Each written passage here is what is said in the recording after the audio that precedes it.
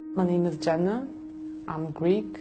I was born in Germany and I grew up in a very strict, traditional Greek Orthodox family.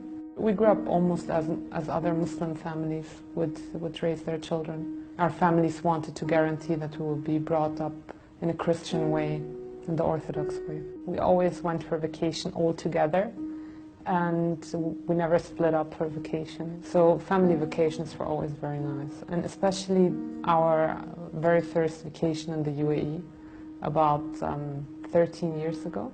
I was like 12, 13 years old, and the first week we stayed in the country, we did a tour all over the UAE.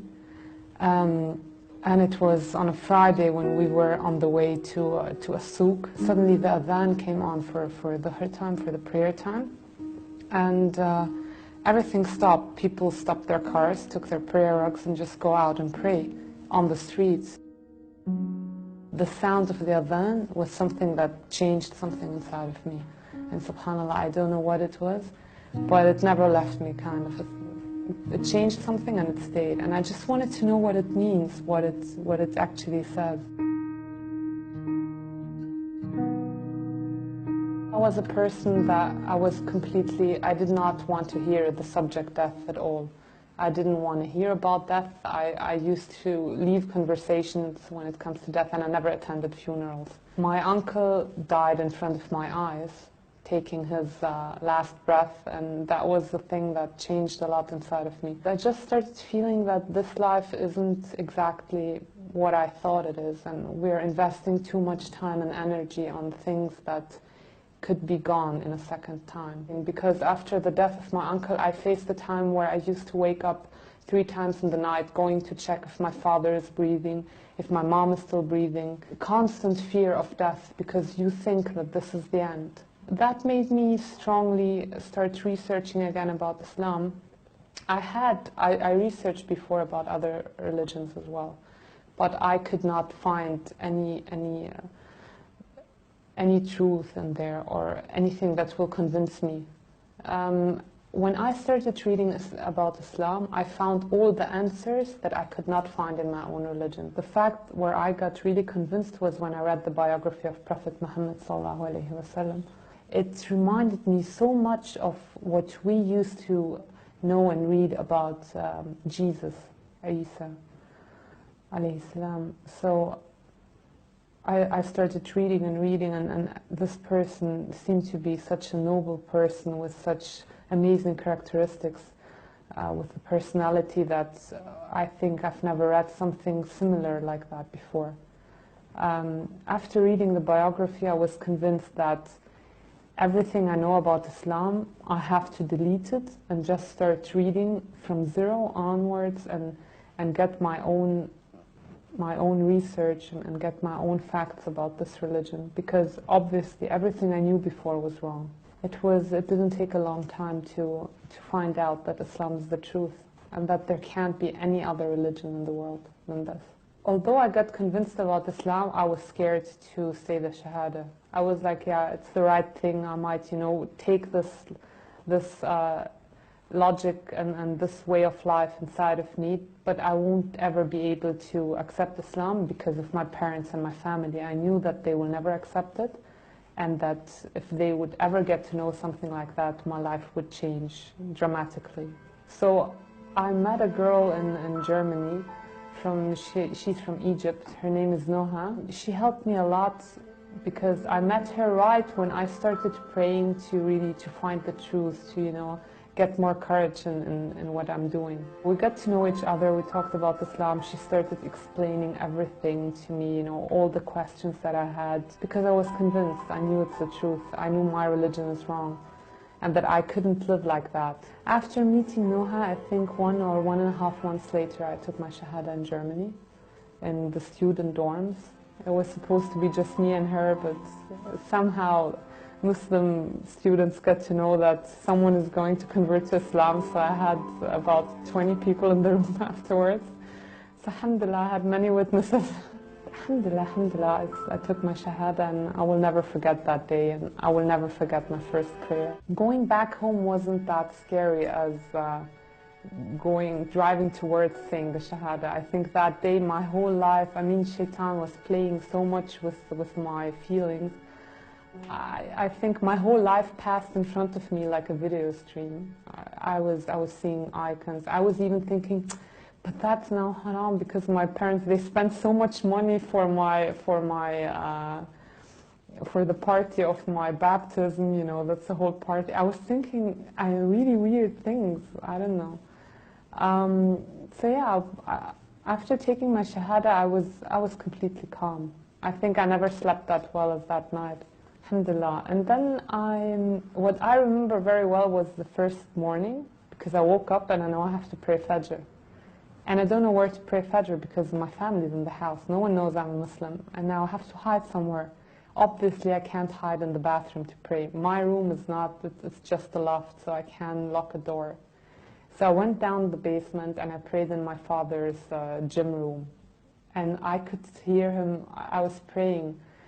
And although in prayer, especially after I took my Shahada, my prayer was like, you could enjoy every second. It used to take half an hour for me to finish one prayer. Although I didn't even know how to say all the words right. But I could hear my dad's footsteps coming down. I know the door is locked, but I was like, what if he wants to come in? What would I do? What should I do with the prayer rug, with the abaya? I was scared so much. And this hiding for the prayer was kind of stressful sometimes because you had to keep in the time. But alhamdulillah, it was an amazing period of time. Right after my Shahada, it was a very nice time. These 6 months where my family didn't know, and I had all the time to improve my knowledge about Islam because I knew that the time will come where my parents know and the questions will start. 6 months later, my family kind of figured that something has changed. My mother found a week or two later that she found my abaya and my prayer rug, and she was completely convinced that I had converted to Islam. They hoped while taking me to Greece and I won't have my friends there anymore and I might forget about Islam and they will be able to get me back. After they find out that I converted to Islam, my mother asked me to leave the house. She told me that I'm not their daughter anymore. She was crying and she was screaming and she was asking me how I could do something like that to them and how I could accept a religion like that, a bad religion, how I could leave Christ and accept a person like Muhammad who used to hit and do and wars and blood and things that is not true, and she doesn't know, she doesn't have knowledge about it at all. And in that stage she's so angry and you can't talk to her, you can't make her relax and calm down, and you just feel so helpless. And there is nothing worse than seeing your mother crying because of you, because of something that you decided to do in your life. So she asked me that day to leave the house. She gave me my things and she said I have to leave the house. She does not have a daughter. I died for them, and even if she dies, she does not want me to go and visit her in her grave. She doesn't want to have anything to do with me anymore. After all that, I still stayed for about 5 months in Greece, and I tried everything I could with my family in order to make them accept my conversion. For 5 months I had everyday humiliation. One thing I still don't understand is where I got all the strength and all that sabr to go through that time. I mean, every night I used to pray and just cry and pray for strength to face the next day. I had, subhanAllah, during that time, my first Ramadan. My first Ramadan I had to spend it all by myself in Greece while having my family bombarding me with insulting Prophet Muhammad, insulting the religion of Islam, insulting me. It's very difficult, and I never felt bad about, I never kept something like that inside of me. I forgave them for everything they did because I know that they don't know and they can't understand. And because of the media, which is the worst thing that's going on in the world at the moment, these people are afraid. My mother thought that I joined an organization. She was asking me, all these people that I have on the internet that I'm chatting with, friends, where do they come from? Do I know? Did I join any organization? Do I have anything to do with terror? That's what she had in mind after she knew that I converted. I started thinking that I have to leave Greece. So I started looking for jobs in the Middle East, and I found a job in a German company here in Dubai, and that's how I came. I think I prayed a zillion istikhara before coming here, because it was a very big step, and I could not imagine my life all of a sudden on my own without my family. I was always depending on my family. I never worked in any other place than my family's businesses, and I felt that it would be very difficult. Of course, I did not tell my family anything. I just took an airplane and came. Hours before my flight, I told my sister that I'm leaving. So I just took an airplane and I came here with just a few euros in my pocket. And I don't know, honestly, again, where I got the strength and the courage to just leave everything and come. Alhamdulillah, I faced very difficult times. It was tough, but I never regret any step that I took in the path of Islam, never. And if it would happen again, I would do exactly the same things again. And I'm very happy I'm here, and I can live as a Muslim freely without having any restrictions in that. And things will go fine. Whatever is not will go better, I know. بنور العظيم الكريم العزيز حكيم الرحيم الحليم السلام يا سبحان الله.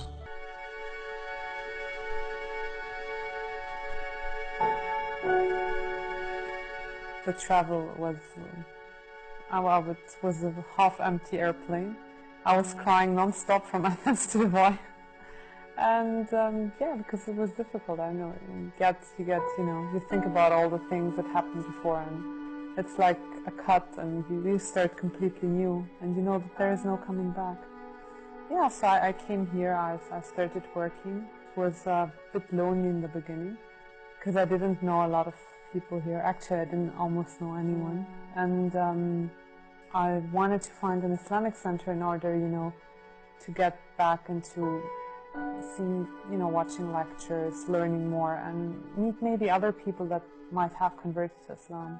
I always used to go to the Islamic center in Satwa, and I met there, alhamdulillah, a lot of people. I met Pamela. I will never forget about this, because we had class.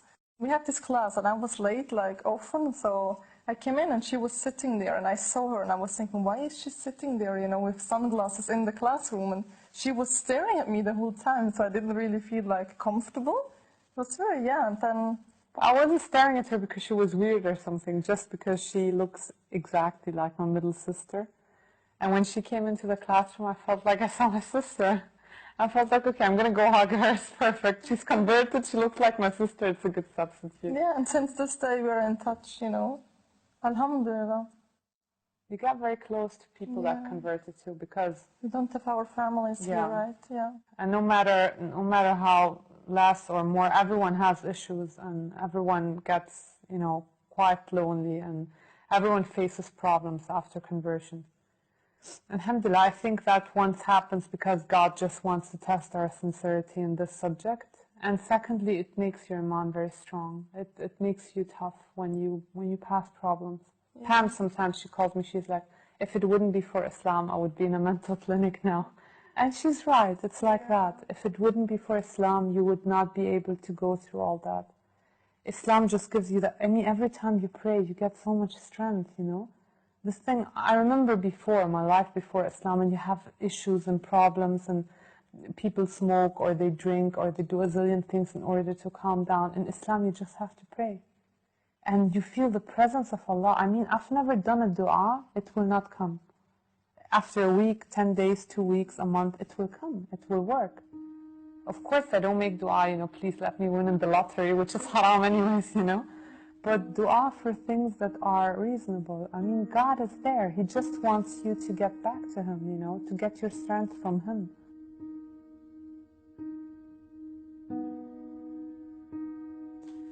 Sometimes, when you're a convert, it's easy to say, yeah, I will learn it the right way, because you don't have someone in the back, a family, a mother telling you, no, we do it that way. But you should always distance yourself from that. Because if we keep doing what our parents and grandfathers and great-grandfathers do, then we wouldn't be Muslims, and most probably Islam wouldn't be here in the first place. So we always have to, you know, reread. Sometimes I'm reading again something about prayer, and I figure out, oh, I was doing a mistake there, you know. So, you know, trying to make everything perfect. It's your prayer, your fasting, du'as, you know, all these things. I had in 2006, I had an accident where I almost died. And since that happened, I don't know what happened inside me, but something happened. Like my thinking, everything, I started to rethink my life, what I've done, what I want to do, like everything really changed. I was completely, it happened on the Maldives while I was diving. So I went back to my country and I changed everything. I quit my job where I had a career. I was in university, you know, finishing my HR studies. And I came to Dubai with my luggage. I didn't have a job. I didn't know anyone. I came all by myself. And after 8 months, alhamdulillah, I reverted to Islam. When I started reading about this, it's like, I cannot really explain it. You feel it inside. You feel like you found actually like the answers you were looking for your whole life. It's just I knew why I'm here actually, you know. It's like you're wandering in a dark room. Yeah. All of a sudden, someone switches on the light, and you see everything clear. And you look around and you see the world completely different, from a completely different aspect and perspective. Each and every prayer, the first thing that I thank for is that I'm a Muslim. That's the first thing. And as we pray, as we say, and every time we say a Fatiha, we pray that God will keep us on the right path, which is Islam. Wipe away misconceptions about Islam so that we have a better understanding between us and non-Muslims. Because Islam is the most beautiful religion, at the same time the most misunderstood religion. Try to get as much as you can out of Ramadan. Because sometimes people, they take it as they take things for granted. When you convert, you know, things are not granted. Being able to pray at any place is not granted. Being able to fast is not granted. I passed my first fasting while my family just knew that I'm Muslim, and I had my mother telling me, so when are you going to drink now? You're going to stay like that what kind of religion is that? Why is it making people suffer? You know, things like that. You break your fast alone, you fast alone, I eat alone, you know. But still, God will give you still, in that moment you're all by yourself, He will give you the pleasure of that. He will show you the sweetness of fasting, how much it gives you, how much wisdom behind these actions. So don't take things for granted, and we don't know when your last Ramadan is going to be, when your last prayer is going to be, so just try to get everything out of this month. It's so important.